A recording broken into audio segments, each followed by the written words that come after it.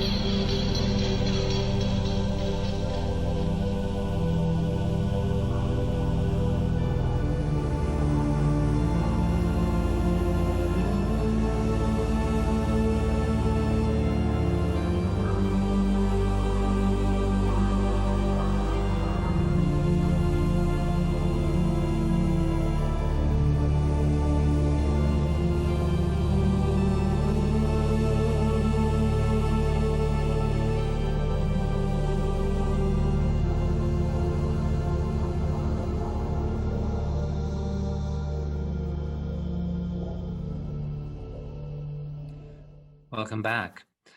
So it's fascinating to me, this combination of the scientific theoretical underpinnings, which obviously will not be validated by mainstream science at this time when you're talking about worlds of souls and how, out from a star's black hole this emerges.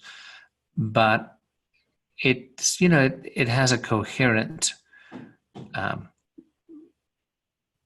facet to it. To me, there's an intuitive recognition that is really all we have to go on when we're talking about these approaches and perspectives to of something that would not be validated by mainstream science, but would tally with so much of what we know on a soul level, and on, intuitively.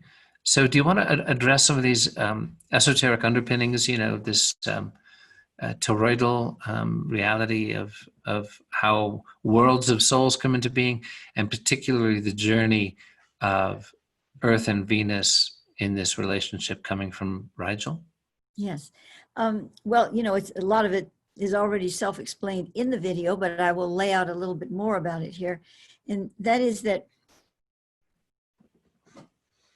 when you're looking at a torus, according to Thoth, we think of the spiral, and the spiral works because we start at one point on the spiral and you go around, you're at another place on the spiral, but you're like across from the one you were before. So even though you're on another place, there's sort of kind of a balance or a reciprocity between the point that you were before and the new point. So you're evolving, you're having an evolving experience, but you're also still subservient in a way to cycles.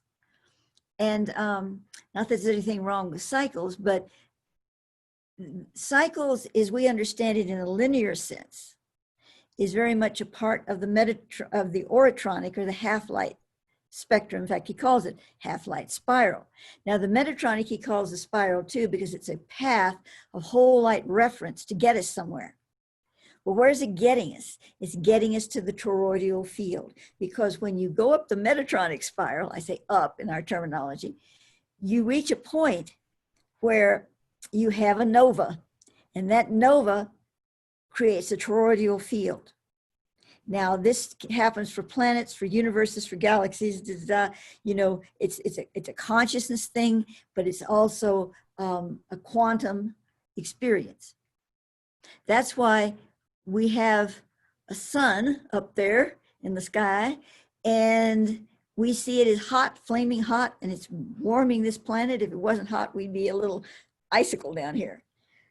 But in the true elemental frequency of a Metatronic toroidal field sun, which it has, that everything has on some level, there is no heat coming from that sun. It's a whole nother light illumined experience, and the worlds exist within their suns. Now, exactly how that looks, I don't know, but they are inside their suns, and they have planets, and they can see a certain kind of a sky frequency, and there's things going on. They're not, like this, but it's another dimension. But the dimension relies on the toroidal field to give it that expression, because a toroidal field is omnipresent. It's not focusing on this point that's going around again, and then it's going around again, and then it's going around again. It's like, it's the whole picture. That allows the individual and groups of souls that come together in commonality to create vast expressions and environments of their own. It's like we feel like we're here, we're dealt the hand we're given. I mean, we're playing the hand we're dealt, or whatever the expression is. And because here we are, it is what it is, we think. Of course, we also know that we have a lot of more co-creative potential in us than that. But, basically, it ain't easy to get to that, to hold an apple and turn it into a frog, or maybe vice versa. So, but that's because we're in this spiral motion. It has parameters, and the parameters have linear expression. When you get into, first of all, an open-ended spiral, like the Metatron is, it's not closed field, it's an open field, you're moving toward the torus. So everything that's in that Metatronic expression of that spiral moves you toward this omnipresent experience. And see, that's where our souls are going. We may be, have a side journey here in this oratronic realm, but we're really on the path of the Metatronic spiral in our greater sense of being. So then we reach that omnipresent state of the toroidal field.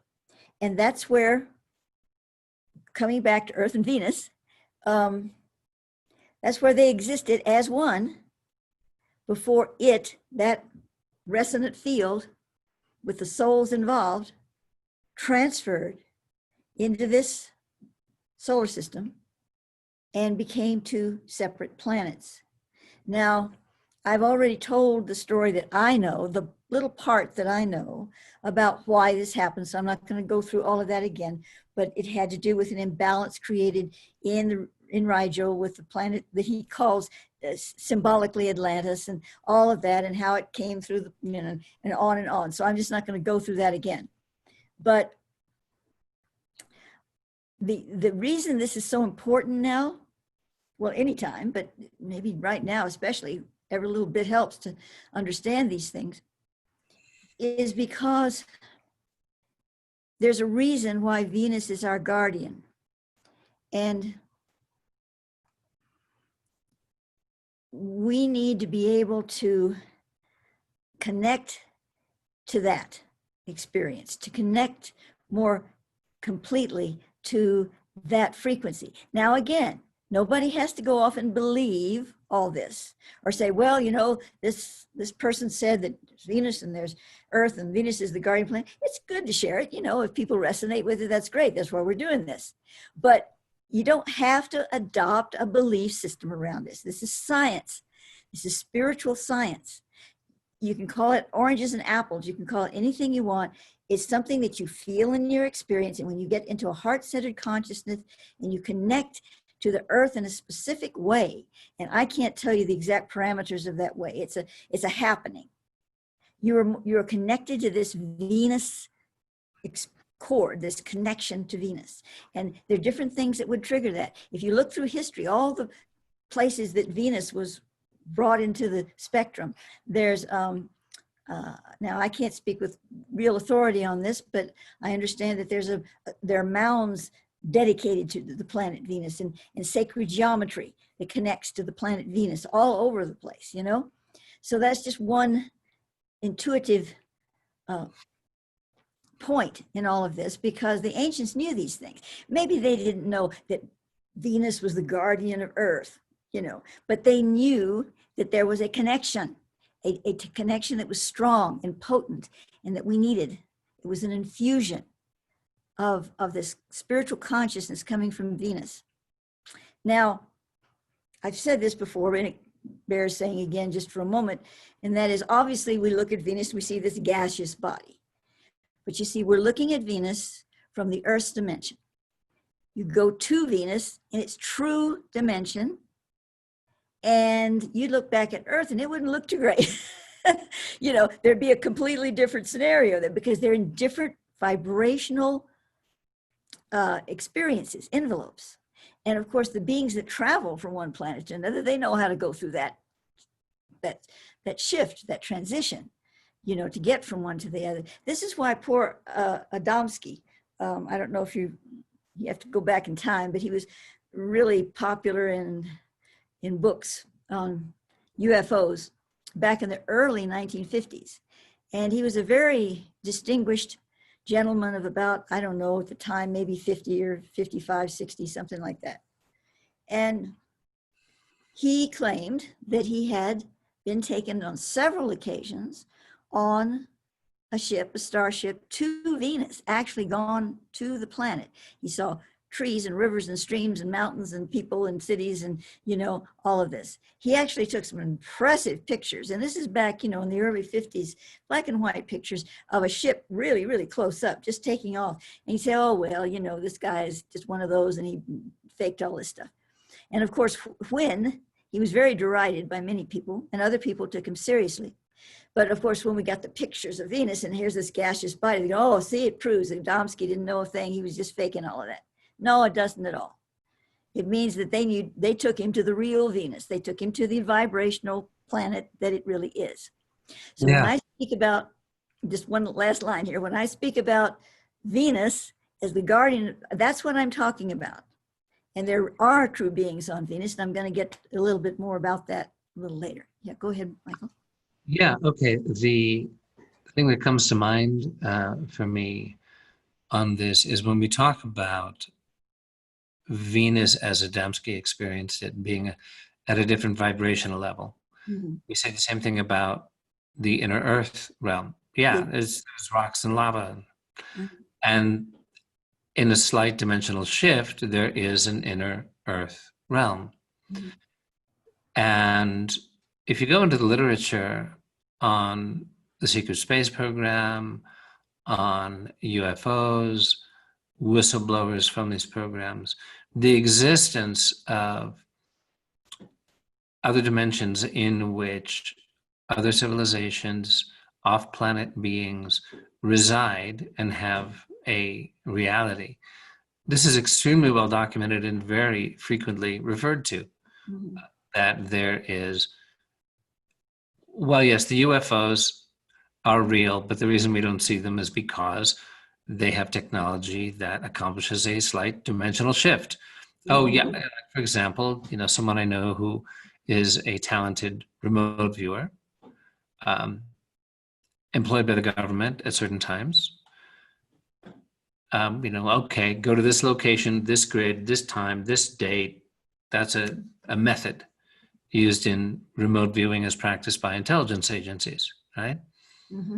And they had, okay, here's what took place on that date, at that time, at that coordinate. Yes, there was in fact an ET craft. However, it's not visible because it's in a dimensional shift. It's in a different dimension. So, you know, this is very well known at levels of, you know, what we call the secret government or black ops, or whatever you want to call it, the vast amount of information that is withheld from ordinary people. So, you know, and then it has its correspondence as well in many myths and legends and stories, from Avalon being at a slight dimensional removed, you know, the mists of Avalon, the parting of the veils. Many reports of portals from one dimension to another. You know, she disappeared into the fairy world and, you know, came back out 2 weeks later to find her husband, an old man, that sort of thing. That would have been a bummer. That would have been, oh dear, darling. What a shame. Yeah. Yeah, The Mists of Avalon by Marion Zimmer Bradley has some wonderful evocations of that.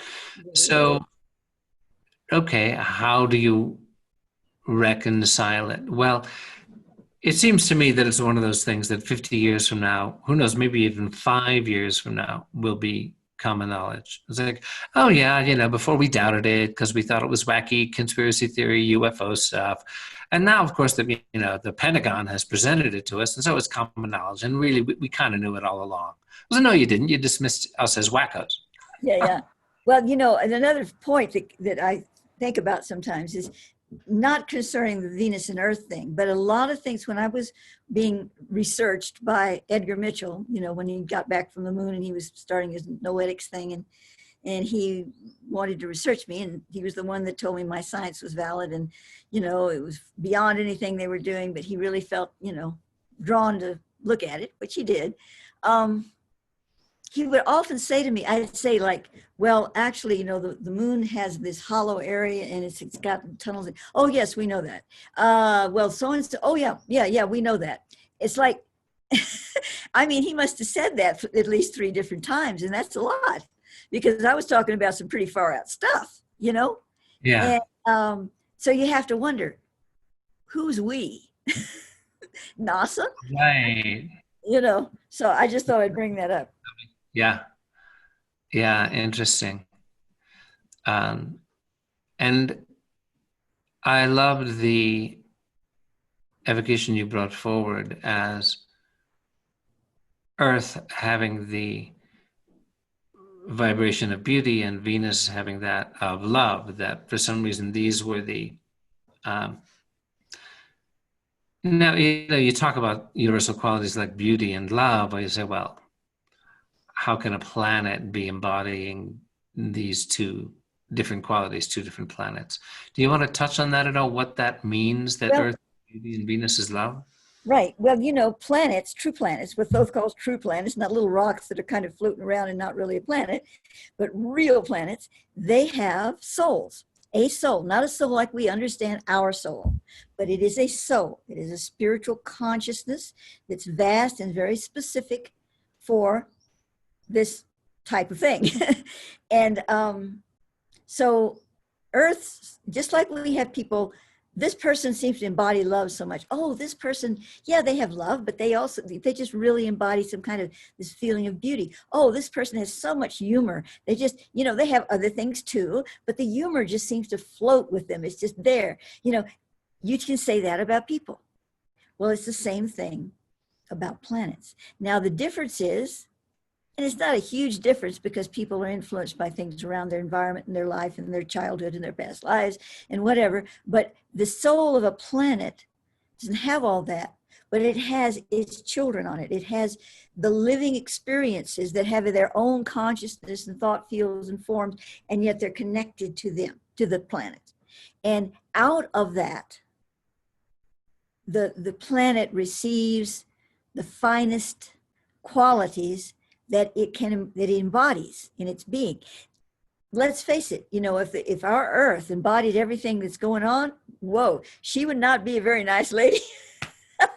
So what happens is that planetary souls don't allow gunk to stick to them. If it's under a certain vibrational level, thoughts, feels, it just sinks to the bottom of the ocean from Mama. You know, she is taking the higher light fields into her being. She can't even, you know, get into that. The only thing that the lower fields do to her is keep her from communicating with us in the deepest flow, because we have put up a wall, the famous wall. Well, that's the kind of wall we have. And that's hard for her energy field to get past, not because she's weak, but because her energy field is all about light and in Metatronic fullness. And you put up these little half-light splinters in her way. And it's not hurting her, but it's hurting you because you cannot, you know, really connect the way you'd like to. So back to that, yes, they have these individual qualities that especially stand out universally, you know? Yeah, it reminds me of, and I know I often touch on this, but it's my lineage, so why not? With Paramahansa Yogananda and his lineage of gurus, where there are specific qualities to these great souls, where, for example, his immediate guru, Swami Sri Yukteswar, is referred to as a Gyan avatar, which means an incarnation of wisdom. Because, you know, in the same sense we're talking about Venus being an incarnation of love as a planet, because Sri Yukteswar predominantly embodied and expressed divine wisdom as the keynote of his nature. Now, he also exuded divine love, but the keynote of his nature was wisdom. Yes. And whereas his guru, Lahiri Mahashai, was like the perfect exemplar of yoga at its highest science. And so he was referred to as a yoga avatar. Mm-hmm. Yogananda himself embodied divine love, or prem, and is referred to as a prem avatar, an incarnation of this divine love, as Mahavatar Babaji is also. So anyway, I think that's just another. A good analogy. Yeah, it's very much, you know, what is the predominant keynote quality? Yes. such that you just spontaneously, I mean, there's a wonderful monk I know who, he walks into a room and he just beams so much. He has such a wonderful smile and wonderful sense of humor that we all spontaneously say, "Oh, here comes Brother Sunshine." You call him Brother Sunshine because it's unignorable, when he walks into the room. It's not his name. I won't say his name, but anyway, it's like that. Well, I'm going to suggest that we go to the next video now so we can talk about a little more about the Venusians themselves and how that relates to the dolphins, or the dolphin energy, the actual soul experience of that. So why don't we just go and watch that, and then we'll get back to you and talk about it. Okay, so we'll pause for a moment and let you enjoy this next brief video from Reverend Maia.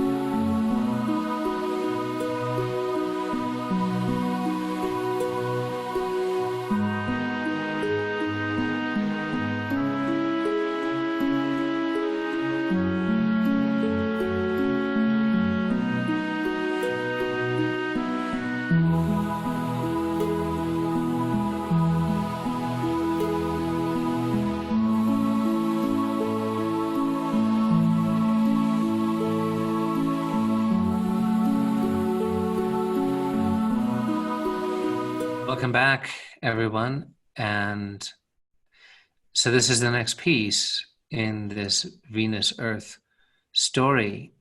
And I just find it pretty amazing to think about whales and dolphins having this unique Venus node, as you describe it, which emits a frequency which keeps our planet aligned with Venus, right? And then you go on to the unique nature of dolphins, a corresponding nature with the presence of Venusian reality on our planet. So do you want to share a little bit more about that? Yeah, sure. So according to Thoth, the cetaceans and the humans, when we first entered the lotus reality, this is a term, he likes to use the word lotus a lot, the lotus reality before we came back down into this real physical state. In that state, humans, or let's say the souls that became humans, were like, sort of like little jellyfish flowers, and their tendrils just sort of floated across the land, whatever kind of land you might call that, the etheric land. And then it got to where the tendrils would connect into the ground, like flowers and trees and things have roots, and then it stayed there and sort of swayed, and it developed more of what we call a human form. Now, when it first entered that stage, it was a certain type of being. When it started developing more a human form, there was a what I want to call another version of it that developed more in what we would eventually find as a cetacean form. Now, both look kind of like embryos. Think of a little baby dolphin in the womb and a human baby embryo. I mean, they look a lot alike. I know really all animals do with humans at very, really small stages, but especially the cetaceans and the humans, especially the dolphins, which seem to be the forefront of it all. So we had these two little jellyfish types now instead of just one. They had been one, and now there are two. And so when they came down into the expression of Earth and they started developing their forms, you had the humans and you had the cetaceans. Now, they probably didn't look like dolphins and whales and porpoises do now, but that's what they were. And then, of course, the species did its thing in what we like to call evolution, and changes happen. But the actual, fact is that most of those species haven't changed extremely. They've changed some, but they haven't changed extremely. And humans did a backflip. They came in very human. and then things happened and they started getting involved with other species and things, and so then we had these sidetracks of the Cro-Magnons and all of this, and the Naki came in and did their thing. So we had a lot of mess ups going up there, but the actual flow, the template of the Adam Kadmon and the human being was intended to look pretty much like we look now, and that's the way it started. That's a whole other story, though. I don't want to get off on that. So back to the dolphins. They are really close relatives in consciousness, in the pattern that the soul took coming into Earth, and we will return via that path. Now, that doesn't mean that we're going to look like dolphins when we get on the other end, because the human Adam Kadmon template is what we will follow, although it will change into a new template form. It will still be human, looking like we do, only a little difference here and there. But the dolphin energy will become incorporated back into our being. So this is an interesting part of it all, because it's going to, as we get closer to this transference of energy back into the new Earth star, as we go through this, through what Thoth calls the pyramidus radius and all of this, we're going to find ourselves tapping in to that cetacean frequency and drawing it back into our being. In other words, it's separated from us for an intentional purpose, not us for it. So we're going to be drawing it back to us. We're not going to it.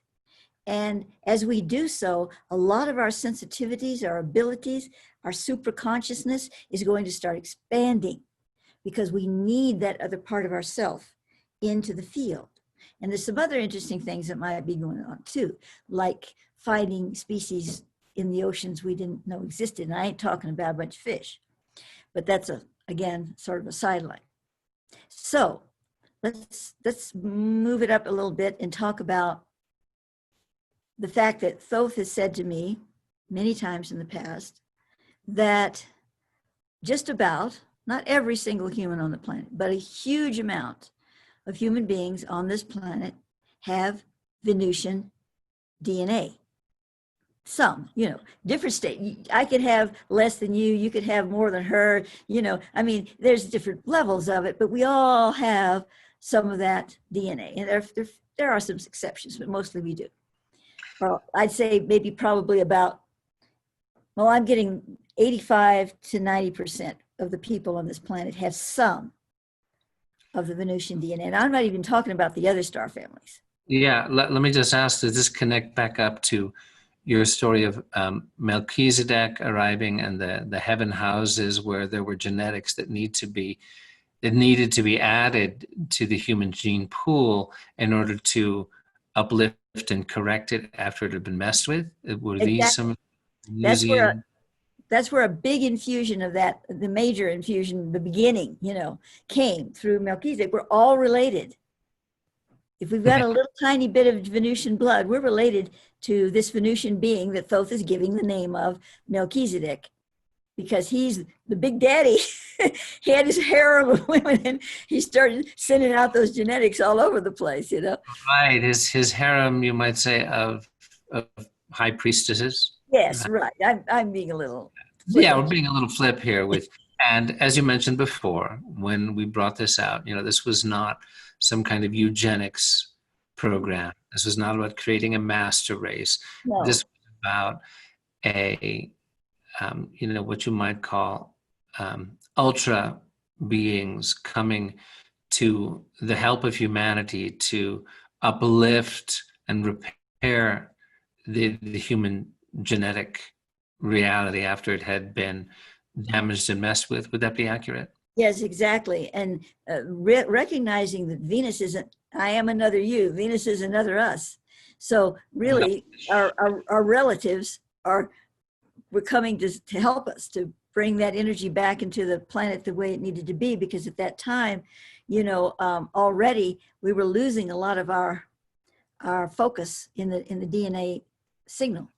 Right, and you also brought forward that the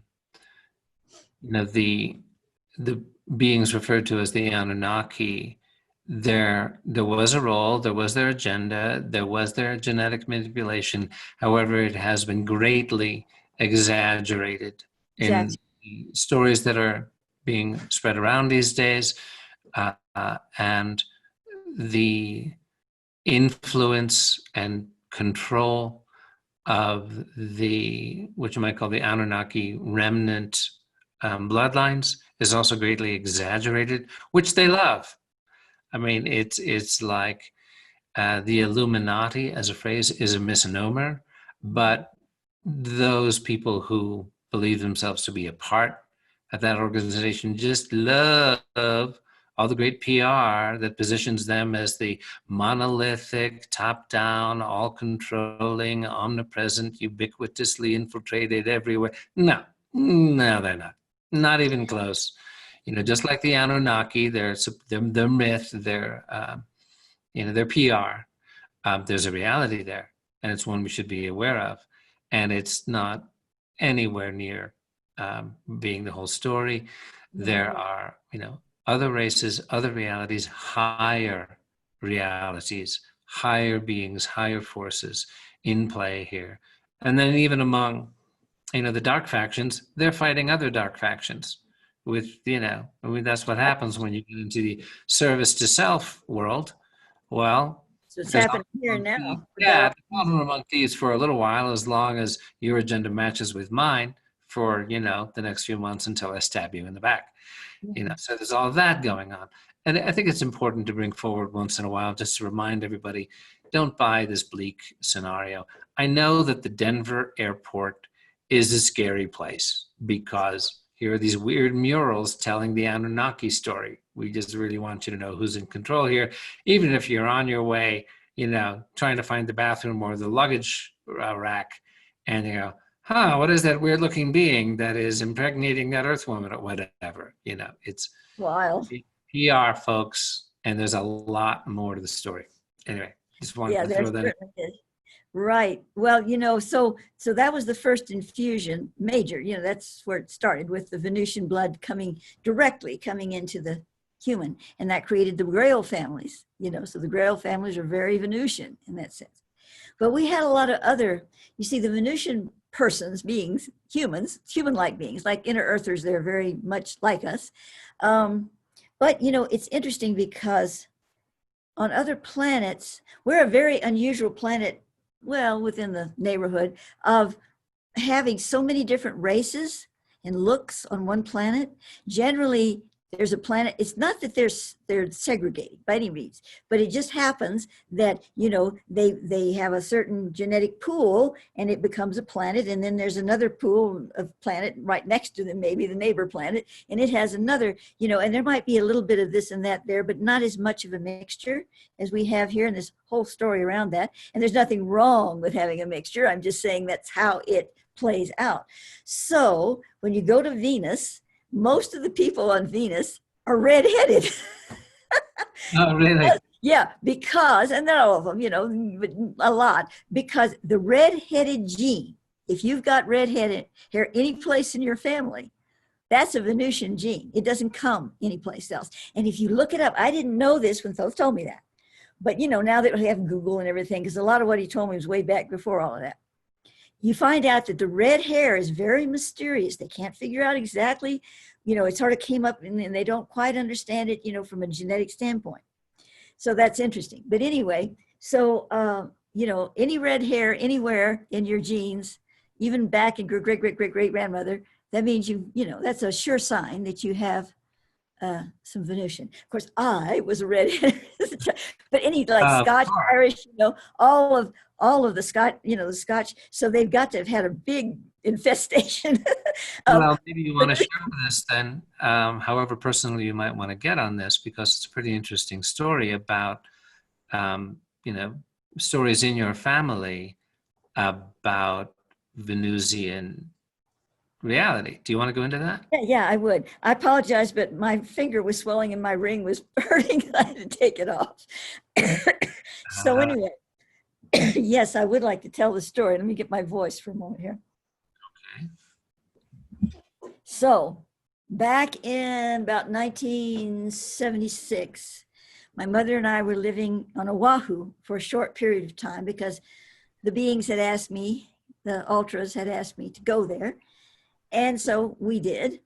And I had a friend who, I'm going to call her D, because her first name started with a D. I haven't seen her in years. I don't even know if she's still on the planet.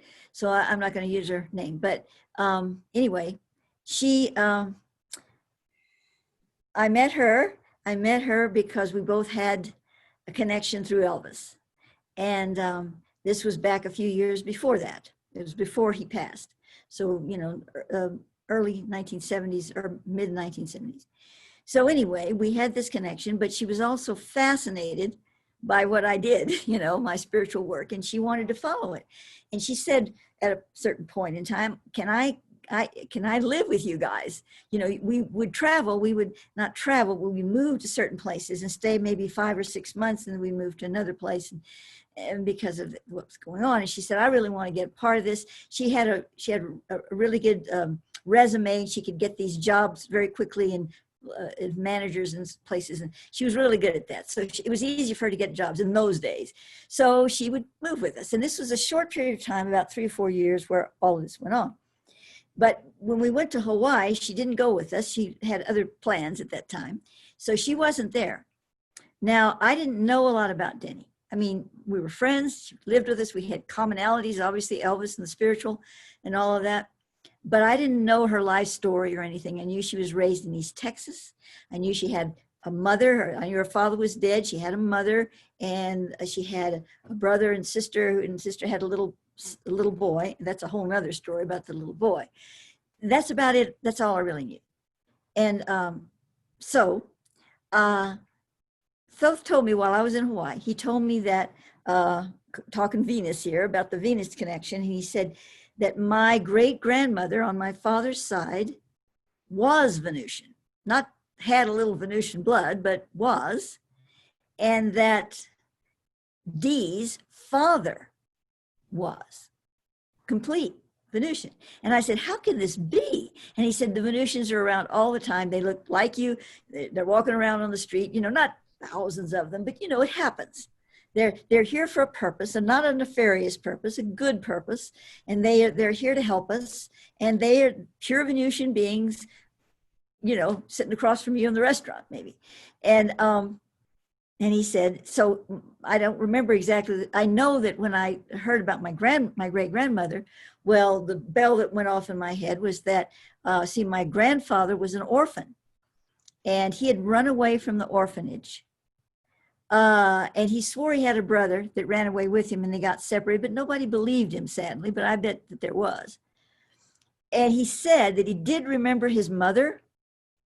He was very little, you know, when she apparently died, but he did remember her, and he remembered that she had red hair.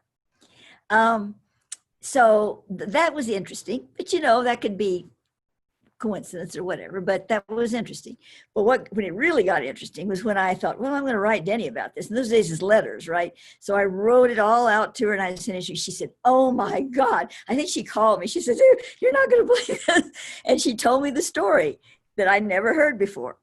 Now, no, wait, I have to go back for a second and say one of the things Thoth said was that her father had been in a crash landing of a ship, and he had a brain injury.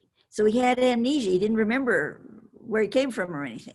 I know this sounds really far out, but she confirmed it. She said her father was much older than, he was old enough to be her grandfather, much older than her mother. And he'd been on, you know, he'd been around. He'd had another wife and kids at one point.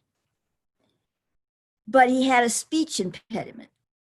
And it was caused, they said, by something, you know, had hit his head or something, you know.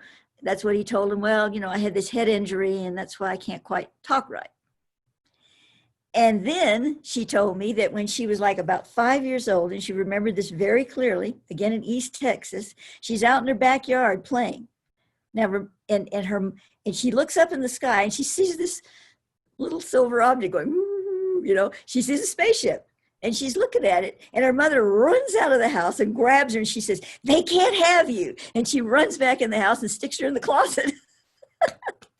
So, I mean, when she told me that, I was like, whoa. So I really started taking it seriously, you know. So back to this story. You know, of course, we have other star genetics all mixed in us. It's not extraordinary that we have this. But the fact that the Venusians are so close to us, and they, you know, and they walk among us, and they're here for us. They're kind of like our guardian angels. I never asked those, really, what do they do here? You know, or how are they helping us? What do they do? And maybe he wouldn't even tell me. I don't know. But it's comforting to me, especially now, to know that we have those guardian angels among us. Yeah, it's a really interesting thought, you know, when you think about the reality of guardian angels is its own reality. And then you talk about Venus as the guardian planet, and the presence of actual Venusians walking around, passing for normal folks. Mm-hmm. I mean, of course, for people who've seen the Men in Black movies, you know, about the secret agency that monitors alien presences on the Earth. And, yeah, it's very funny stuff. I mean, one of my favorite bits is when Will Smith is in the car. I think this might have been in the third movie, where Josh Brolin is playing the young Tommy Lee Jones. Anyway, Will Smith sort of rolls his eyes, says, oh, yeah, right. Yeah, that's true. Yeah, like, and Elvis lives, too. And Josh Brolin, just completely nonchalant, says, oh, well, Elvis didn't die. He just went home. Everybody knows that. No, Elvis didn't die. He just went home. Right. So there was another place I was going to go with this. In terms of, um, well, I had an experience like that once where, okay, they show up for us, right? In moments, there's a guardian angel. There's an uncanny experience you have of someone being there for you suddenly out of nowhere at a life-changing or life-saving moment. I think I haven't told you this story, but I'll share it. It's I'll try to make it short because we want to go on to the next video in a moment here. But I lived in Southern California for a long time, and I used to lead a 4-hour meditation with chanting on Sundays. This one particular Sunday was Mother's Day. So we chanted for 4 hours and meditated chants to the mother aspect of God. And felt very uplifted afterwards. And there was time left in the evening, so I had some work to do on my laptop. I went to a Starbucks not far away, and then the Starbucks was closing. So I had a scooter at that time. And I strapped my laptop on the back of the scooter and went down this long canyon road down to Pacific Coast Highway to where I lived on the highway at that time, and got all the way back to the little house we lived in and realized I didn't have my keys to the house. I dropped them somewhere. Got back on the scooter, drove back up the canyon, went back to Starbucks, looked all around, couldn't find my keys. Thought, oh, this is dumb. Drove back down to the house. I'm looking around. Oh, maybe I left them in the parking lot. And I go back up. It's a mile long ride to this long green canyon. But this time it's 10:30. I don't have the keys. I can't get into the house. My wife isn't there. And finally I figure, I'm just going to go back one more time. They've got to be there. The keys have got to be there. So I get on the scooter and I'm heading back up the canyon. Now, by this time, it's 10:30 at night. The canyon is deserted. There's not a car. There's not a person. It's a mile from the Coast Highway up to Sunset Boulevard where the Starbucks is. And I'm heading up the canyon on my scooter. And I'm not a very experienced motorcycle rider. And I go heading up the canyon and I hear this clickety-click, clickety-click, clickety-click from the back wheel. And it suddenly occurs to me that the hook of the bungee cord with which I had attached the laptop to the bike is now knocking against the spokes of the rear wheel. And if it catches as I'm going 45 miles an hour, it flips and I'm probably dead. And this flashes into my mind. And I go, holy smokes, let me just peek and see if that's what it is. Well, I'm not a very experienced bike rider. And when you go like this on a motorcycle, you turn, right? Yeah. And so I go like this and I look back like, holy smokes, it is the hook. Oh my gosh. And I look up and I'm in the gutter going 45 miles an hour. And there's some water running from a garden hose or something, and water is in the gutter. And suddenly I'm in the gutter and there's water spraying up in my face and I'm going 45 miles an hour and I lose control. Oh my. And I realize I lose control and I'm about to flip. There's no turning back. And so as happens at these moments when we are in great need, you call to the divine, whether you're an atheist or not. I'm sorry you do. You say, oh my God. And because it was Mother's Day and I've been appealing to the Divine Mother, meditating, chanting, as I fall, and I did fall and flip and roll, from my heart, I just shouted, mother, mother, mother, right? Really loud. I mean, because, thought I was dying. Mm-hmm. So bike flips over, I flip over, I'm calling mother, mother, mother, and I land on my feet completely unhurt. Just, boom. I land on my feet completely unhurt. And then I hear this voice out of nowhere, and there's no cars and there's no people and it's completely different. I hear this voice, a woman's voice out of nowhere says, are you all right? And out from behind a tree, 10 feet away, steps this woman. She just suddenly steps out and says, are you all right? Okay. And mostly I'm just really embarrassed because here I am all by myself, no cars, nobody getting in my way, and I'm going along on my scooter, and all of a sudden I go, all on my own. I flip and I call out, mother, mother, mother. It's pretty embarrassing for a grown man, and here's this woman steps out of nowhere, and I'm just really embarrassed. And I just say, well, yeah, I guess I'm okay. I guess we all know who we call on when we're really in need. And I'm looking, and there's the bike. I'm picking up the bike. And she's just standing there, sort of nondescript, long hair. It was dark. It was 10:30 at night. Yeah. And she says, I must say it was very funny to see you fall all by yourself like that. I go, yeah, I bet it probably was. So then I get the bike upright, and I'm gonna walk back down because the bike won't start. And she says, well, if you're all right, then I'll get back to what I was doing. And I say, oh, okay, fine, thank you. And I start to walk my scooter back down the hill, and I think, wait a moment, what was she doing? What's she doing here? In the middle of nowhere, 10 feet from where I fell, coming out from behind a tree, what is she doing? At night, at 10 o'clock. At night, 10:30 at night. And there's no car, nearby that she was in. And I turn back and I look, and she's walking away towards the trees, picking up leaves off the ground. And I think, well, that's kind of strange. And I'm walking the scooter down, and the whole thing starts to sink in, the strangeness of it. Mm-hmm. Out of nowhere, as I call for divine help, as I think I'm falling to serious injury or death, so a woman steps out from behind a tree, and and I walk back down the hill, and I turn onto the highway, and my foot strikes something. I hear a little chink, and I look down, and it's my keys on the road, on the side of the road. My keys are there. And so I've driven that road 1,000 times, at that hour. There's never seen anybody there at that time of night.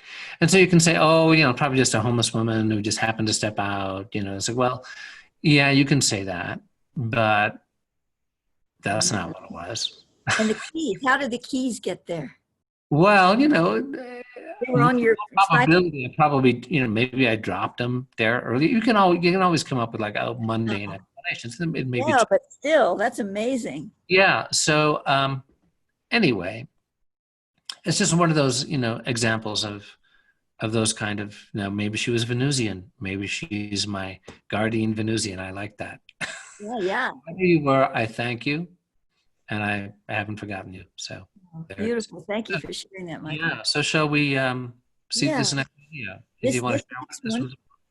Yeah, this next one is basically on what Thoth calls the temples of Venus.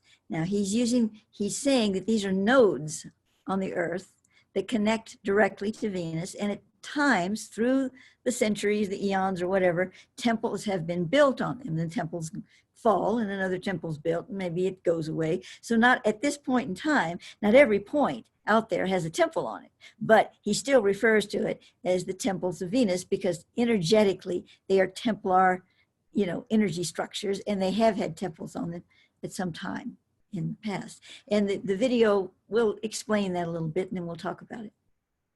Okay, so here we go. We'll watch this one now.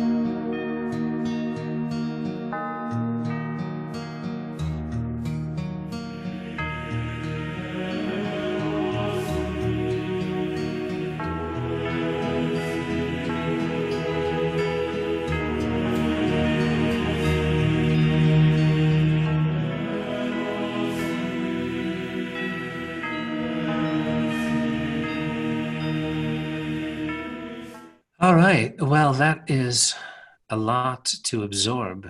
The Venus temples, their location, the role of Mary Magdalene, the relevance. I suppose the most important thing to us now is to understand the role all of this is playing. At the end there, it says that Venus and the Venus temples are holding these energies and these potential unfolding for when Earth and humanity are ready for the triggering. So, do you want to share about how that happens? And I know we don't know when, but it would be lovely if it was sooner rather than later. You want to Yeah. talk about that? Yes. So first of all, it's important to understand with Thoth that almost everything he gives, although he gives science, I mean, you can see it there, and it certainly impressed the scientist mind of Edgar Mitchell. He would say, but your words, oh, but your words.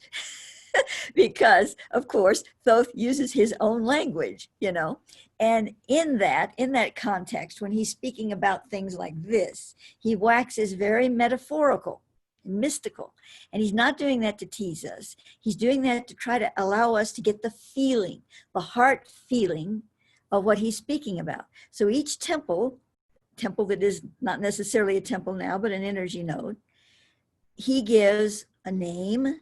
It's probably a sacred expression. If you say it and think it connects. He gives a keynote, the keynotes of that. And those are genuine keynotes, but he puts them in a terminology that we can embrace, that we can feel and connect to. So that's important to understand. Now, the connection to Mary Magdalene, he's speaking of the soul, and he's also speaking of her role in the Christic mysteries and in the life of Christ, of Jesus as the Christ. Now, I know some people might be disappointed when I say this, and this is, of course, from my Thothic perspective, but Thoth says that Mary Magdalene is not the twin flame of Yeshua. His mother was. The Virgin Mary was the twin flame of him. However, the Magdalene soul is a very special connection to him, and she is an arc affinity. And that's another type of connection, and more than that to him. He has never gone into great detail. It would be interesting to pursue that with him, which I might at some point. Because see, on this planet, we have this one thing in mind in the New Age community, and that is twin flame. That's it, twin flame or not twin flame. And there's just so much more. It's such a more rich landscape of soul connectiveness that we have. And that's just one thing, and we don't even understand it very well, because Thoth has a rather dim view of our understanding of it. So that said, Mary Magdalene's soul is very special to the soul, the pure soul of Yeshua, as well as what we're now calling the Assyrian soul that helped the Yeshua soul through that progression. And the Mary Magdalene soul was, let's take it around the corner here. The Mary Magdalene soul is, if you go back to our last show, she's the White Queen. She is Seraphana. She is that connection. And the Virgin Mary is Isis. And so, if you follow the stream, that's where you wind up. So obviously, Mary Magdalene has this very special role now.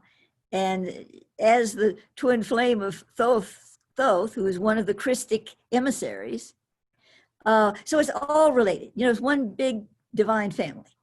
So back to our temples here and how Mary Magdalene fits into that, or Mari Magdalene, as Thoth likes to call her.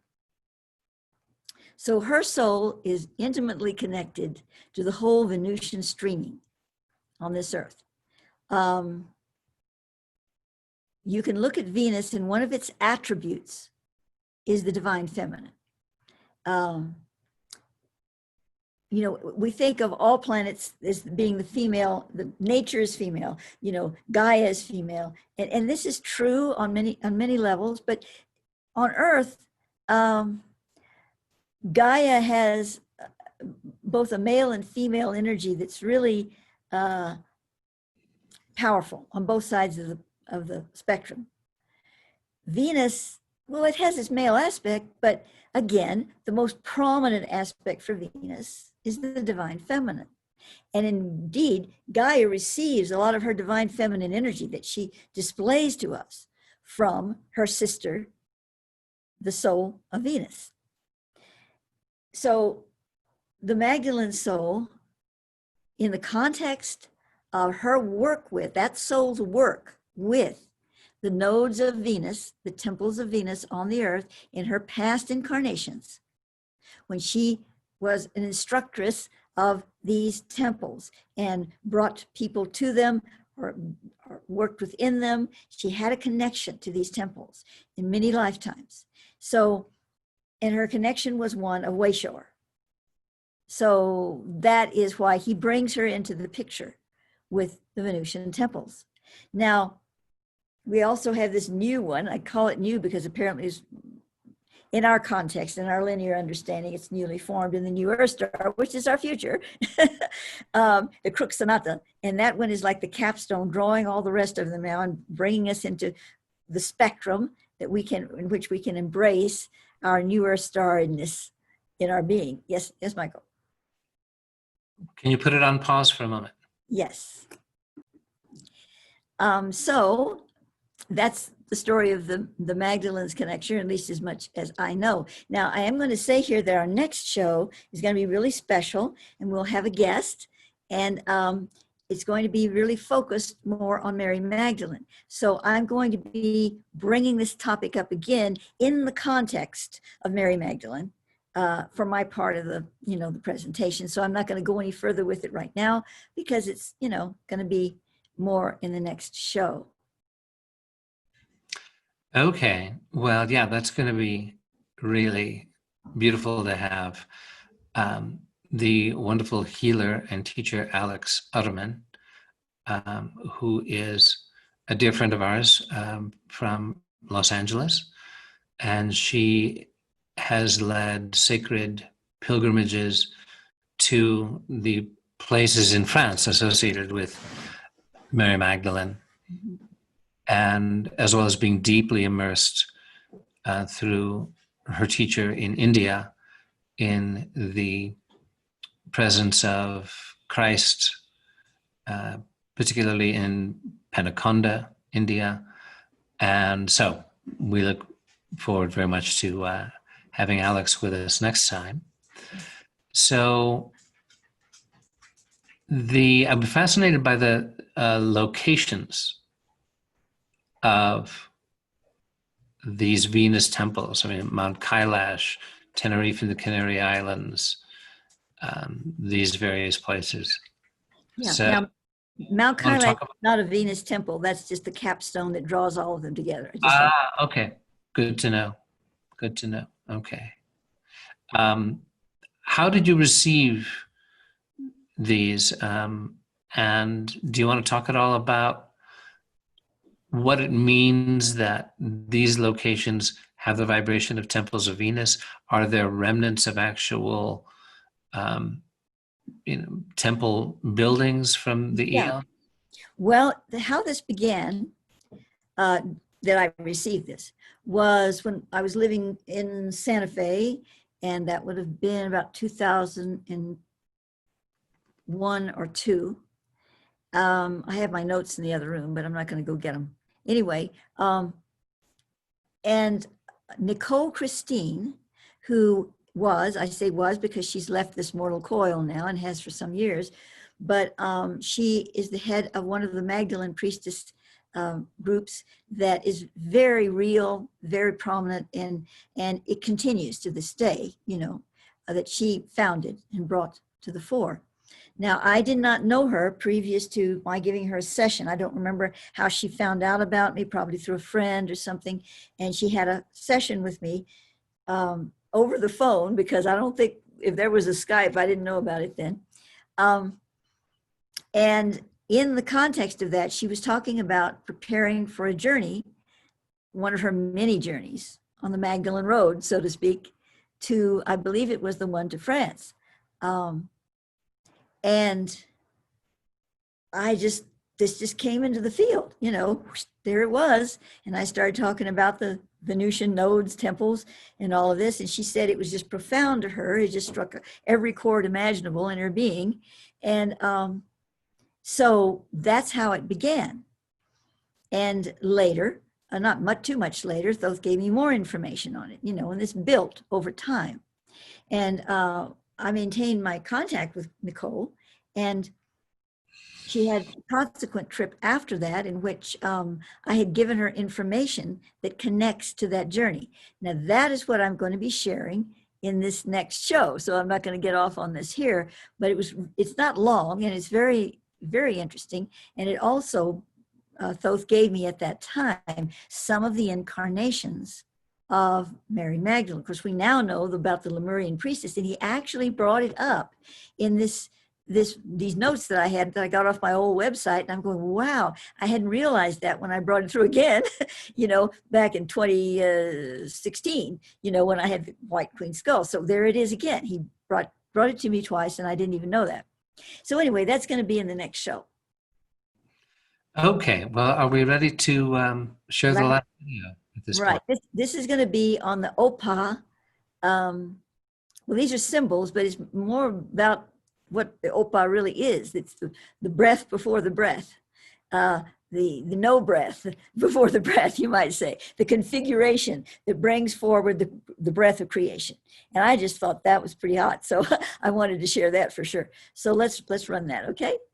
Okay, and again, and there are beautiful stretches in these videos, particularly the next one of what Maia refers to as activational, visionary creations. That some of it is informational, and there'll be words scrolling on the screen that reveal very important esoteric information about this.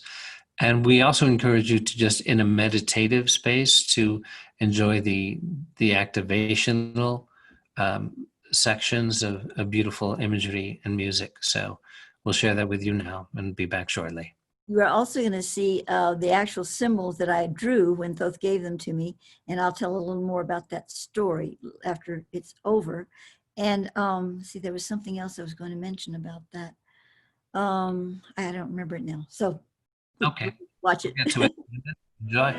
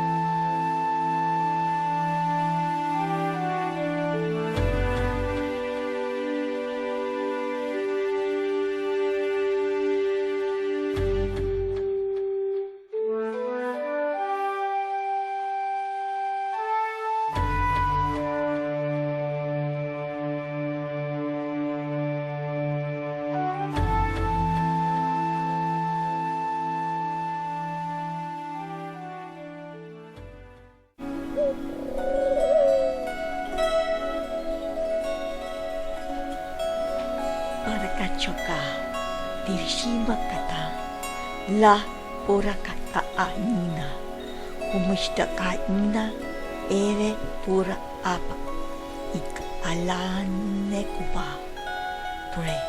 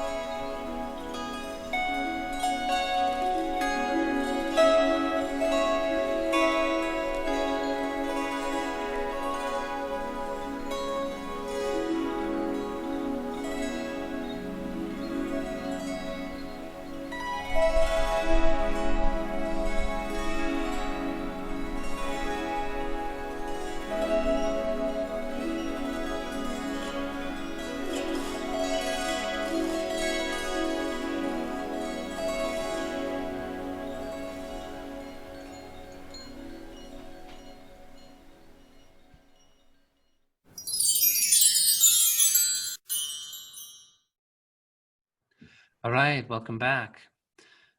So this video has a lot of beautiful stretches of activational music and imagery in it, which is very much in the flow of, to me anyway, of the esoteric knowledge being imparted. So this Opa breath, do you want to elaborate on that a little more, the desire breath as a manifesting dynamic? Well, you know, it kind of speaks for itself. It's almost hard to talk about something that's so profound, you know, because it relates to the very moment of consciousness that says, I wish to create. It's like that moment before the baby comes out of the womb. It's not even the birth pangs, because there's nothing painful about this. It is that I deliver it, you know, I give it forth. And that moment of creational sacred geometry that positions itself in the field so that the first breath can be taken. That's true of every form of creation. And it's also true, I'm receiving right now, of a baby being born. That it happens just before the baby exits for the first breath.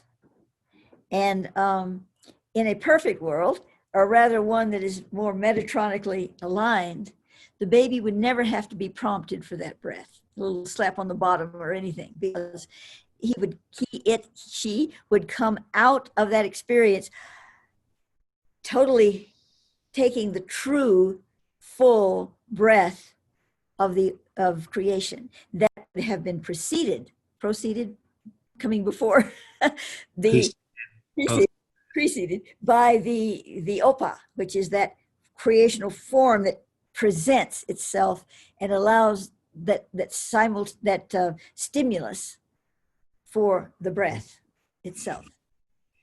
And I love the little coincidence that the exultant exclamation in Greek that you often hear at a nice Greek restaurant, the Opa. Oh, Right. really? I didn't know about that. What does that mean? Oh, yeah. And that, I asked Eleni, who is Greek, Huh? about that. And she said, well, that is just a spontaneous Greek expression of the vitality, celebration of the vitality of life. Well, it's perfect, isn't it? And of course, Greek is, a root language for so many of our realities and concepts in the West Yes. and Well, around that's the world. really valuable to know. I didn't know that at all. Yeah, Yeah. cool. And I'm reminded also, there's a wonderful book called Saracen Chivalry by Pir Zia Inayat Khan, who is the grandson of the renowned Hazrat Inayat Khan, who began the Sufi Order International, brought Sufi mysticism to the West in the early 20th century. And Pir Zia continues to carry that lineage. And it's a wonderful book on the shared mysticism of, it's told in the form of a story of a Saracen queen whose son carries both what you might call Templar lineage and blood and Arabic Saracen. And there's a wonderful description in the beginning of the mystic understanding of, the famous sacred phrase in Arabic, ilaha illa Allah, which is, there is no God but the God, ilaha illa Allah, and that it all ties back to the breath, that it is all about that first divine manifestation, and that this is the divine impulse that is honored and embodied in Arabic in the name of God, which is, so badly misunderstood in the West. But yeah, so it's this, as you say, it's so profound. Like, what do you say about it? It is. It's simply. Yes, it is.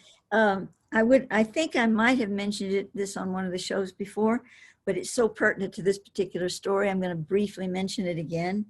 And that is the story of the seal, the silver seal that Oh, was right. Yeah. used. And I don't know why I didn't have a picture of it there. I don't think I have a picture of the seal. Isn't that amazing? Before I have a picture, I have a drawing, I need to scan it, of the drawing that I received that the seal was made from. And I don't know why I didn't get in that video, but maybe I didn't have access to it at the time, my files, So But this does still exist. It's just buried. yeah, it exists in some form. The story is that that probably would have been, it was when I was in Carmel, California, probably around 1976. I received the information that I was to have this seal made, not anything about it. And I drew it the way Thoth had me draw it on paper, and I gave it to a jeweler. And I was in in Carmel, and they had, craftsmen galore there, so, really good ones. And I couldn't pay for it, but a friend and I didn't solicit him, but he said, he stepped forward and said, I'll do it. So we had this seal made, and had a chain so you could wear it, But it was rather big. It was not like a really pretty piece of jewelry, but it was very impressive. And it had a stone on the end of it, a special stone that hung down, and just beautiful. And the symbol had a bow and arrow pointing to the letter M. Michael, Metatron, Imster molecule. A lot of things begin with M. I don't know. But anyways, really incredible symbol. So I had this made, right? And I had it, and here it was in my hands. It's like, okay, now what? And he said, put it away. Put it in a box, put it away. I was kind of crestfallen. I thought I was going to go out and do some spiritual work with it, do something. And it was, no, you just put it away. So I did. Well, it stayed away for, let's see, from 1976 to 1989. And I would every once in a while, what about the seal? No, just leave it there. So then when Estrella, my friend, was getting ready to do the journey of the seven thunders, I think I've spoken about that before, that Thoth was facilitating, but she was the one that was doing the journey and taking charge of this and doing this work, because I didn't have the resources or the physical stamina to do it. And she did these really beautifully. So I was told to draw these special symbols, these opa symbols on this paper that had been made. Someone donated the paper. It had literally been made. Somebody made the paper, and the symbols were drawn in silver ink.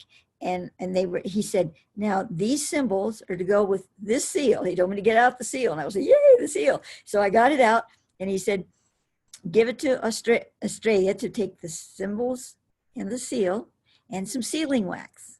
And when she gets to the foot of Mount Sinai, they were staying at this little place that was right there. I think it might have been the same place I stayed years later when I went there. So she and her friend were to sit on the floor there, and they did a little prayer over him, and they sealed him with this silver seal. It was a seal. It was definitely not just a piece of jewelry. You could, it was indented so you could seal it with it. So they sealed these 22, I think it is, opa symbols. And then I expected that he was going to say that they buried the seals, not the seals, the papers that had been sealed, and brought the silver medallion seal back. No, it was to bury the medallion seal there and bring the papers back, which was like, what? I had all this seal, and I thought I finally could use it, and now it's good. And, but anyway, so it's buried at the foot of Mount Sinai somewhere. So the seals came back. I mean, the papers sealed came back. And so I said, what do I do with these? He said, put them away.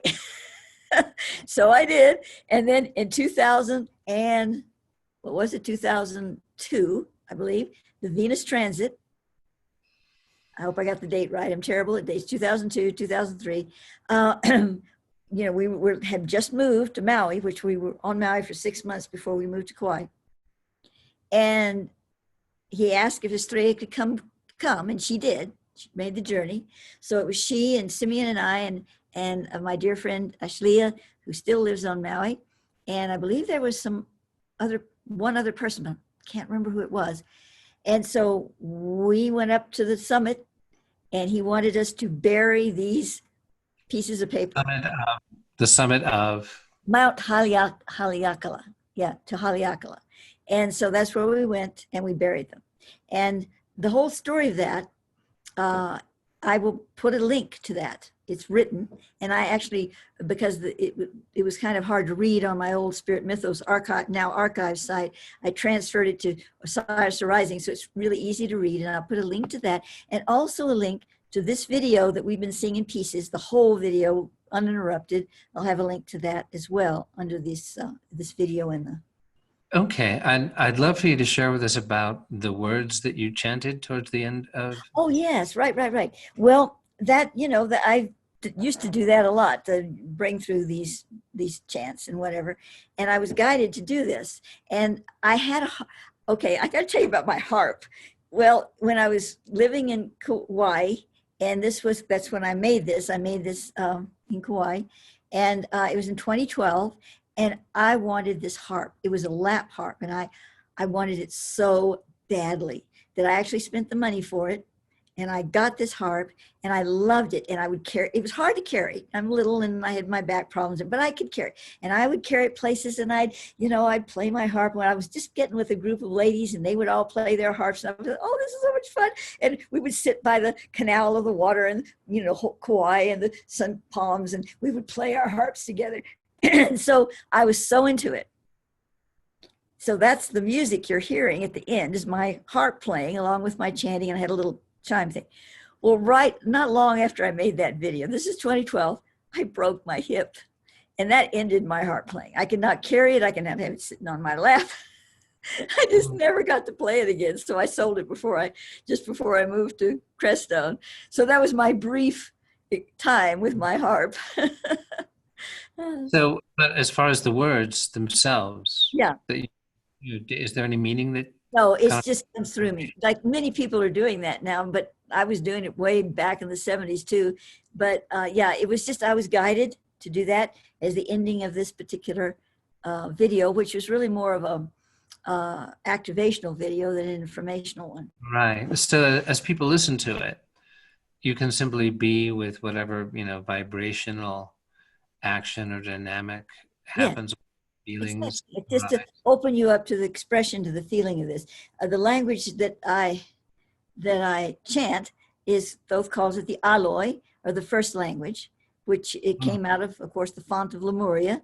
And it took different phases. In Atlantis, it was a little different. And, and you can still find remnants of any of the Aloi language in all languages. I mean, there's some little bit left, especially in the major ones like Sanskrit and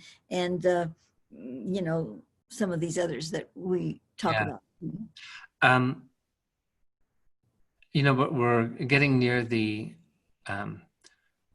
closure, I feel, for this program, but I do want to touch on again this connection between the origin of Venus and Earth as these, twin planets in a guardian relationship of Venus to Earth. In the blue star Rigel, in the constellation Orion, and something you shared not too long ago, that in Ascension, Light Principle 40, the Pyramidus Radius Matrix event, this transformational uplifting into the new Earth star, that there is a connection back to Rigel in this dynamic, right? That there is a kind of return to Rigel. Would that be right? When we move through the eye of the needle, through Light Principle 40, through what Thoth calls the 44 Stargate, or the Grail Stargate, as sometimes he calls it, we will, return. Venus will return the beings, the consciousness, and we will merge in this new Earth star. So it will all be one again, Okay, so the no Earth reality is in some sense an integration. Yes, yes. It's an integration of this world and Venus. Now, Venus, I don't think it must have some form of a planetary genius, but it's almost like Venus is an extension of us. So it almost in a way shares our planetary genius, not entirely. It's hard to put it into words, but they're just, they're a shimmer on the surface of our water.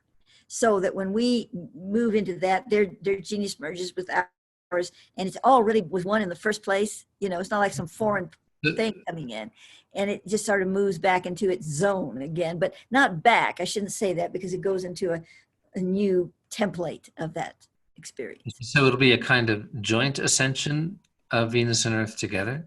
Yes. Okay.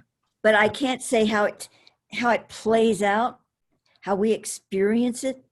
As I've said again and again, and I'm going to say it one more time, and that is, I don't know the whole story. I don't know all of anything I'm talking about. I only know what I've been shown, and sometimes that's built upon through years of time, but there's obviously more and more and more. So I can't tell you what the experience is going to be of the Venus aspect as we translate through. Maybe I can tell you tomorrow. You never know what's going to come through the next day. But right now, I don't know. Okay. Well, for our next program, will be aired on July 22nd, which is the feast day of St. Mary Magdalene. And we will have a wonderful guest with us, Alex Otterman, a wonderful healer and teacher in the Vedic tradition from Los Angeles, who has led many pilgrimages to sacred sites in France, connected to the Magdalene, and also, of course, has spent many years in the lineage of her teacher Sri Kaleshwar in India, with the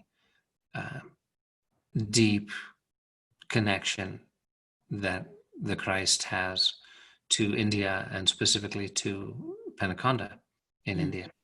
So please join us for that as well, because it's a deeper exploration, even more than what we've shared here. You were going to say? I'm just going to say that Alex is also now a Johannine Templar. She was knighted here in Crestone. She was indeed in a beautiful ceremony in this very room where I'm sitting. She also led a beautiful sacred fire Homa ceremony here. The intensity of the raised vibrations and purification that took place was tangible. It's really quite amazing. So we are really looking forward with delight to Alex being with us and being with all of you. So thank you from our hearts for being with us, and God bless us, everyone. We'll see you next time. Goodbye, everyone. Bye for now.